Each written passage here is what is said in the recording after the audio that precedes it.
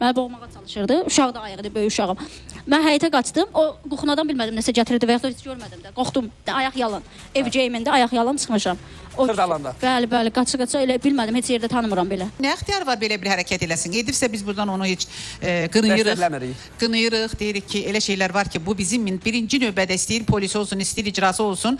Azərbaycan mentalitetin qorunması deyilən bir adətimiz var ki, bunu qanun heç böyründən keçə bilməz, nizamlaya bilməz. Mentalitetin qanunlardan üstün olduğunu deyən şəxs Bakı Dövlət Universitetinin hüquq professoru Vəkil Məhəbbəd Dəmirçiyevadır.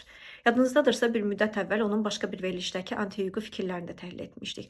Orada da o, əxlaq polisinin yaradılmasını təklif edirdi. Bu fikirlər Konstitusiyon quruluşa, hüquqi dövlət prinsipinə zidd təbliğatdır və çox təhlükəlidir. Space TV-də yayımlanan Gəldanış proqramında bir gənc qadın bildirir ki, atası onu ölümlə hədələyib, həyat yoldaşı isə ona fiziki zorakılıq göstərib. Bundan sonra ölməmək üçün evdən qaçmağa məcbur qalan qadını verilişin aparıcısı bir tərəfdən, ekspert qismində çıxış edən Vəkil Məhəbbəd Dəmirçiyeva isə digər tərəfdən qınamağa başlayır. Onlar bu sözləri ilə ideal qurban stereotipini ortaya qoyurlar. İrticaçılar üçün ən yaxşı qadın obrazı öldürüləcəyi ana qədər susan qadındır. Əgər qadın zorakılığa etiraz edirsə, onun haqqında dərhal döyülməyə layiqdir kimi hökmlər verilir. Bəs qumarbaz, narkotik almaq üçün həyat yoldaşının üzüyünü satan, öz həyat yoldaşını spirtli içki almağa göndərən kişilər necə?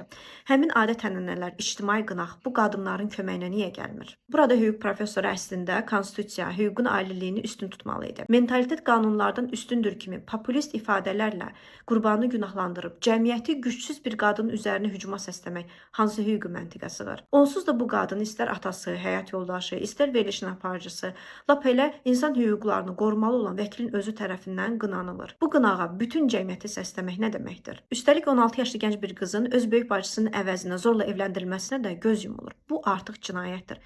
Bu cinayət baş verərkən qurban olan bir qadın niyə bütün Azərbaycanın gözünün qarşısında günahlandırılır? 16 yaşda nikah olmadığını və bunun uşağın cinsi istismarı olduğunu hüquq professoru Məhəbbəd Dəmirçiyeva dilə gətirmir. Çox maraqlıdır ki, bəhs etdikləri adət-ənənələr nədənsə zorakılığa məruz qalan qadınların günahlandırılması üçün yada düşür. Reytinq naminə bu cür zərərli təbliğat gələcəkdə daha böyük sosial problemlərə gətirib çıxaracaq. Buna görə də redaksiya heyəti birbaşa məsuliyyət daşıyır. Bu kimi hallarda verilişin aparıcısı zərərli fikirləri dərhal dayandırmalı, qurbanın günahlandırılmasına imkan yaratmamalı və bunun təhlükəsi haqqında məlumat verməlidir. Sonda isə belə bir sualım var.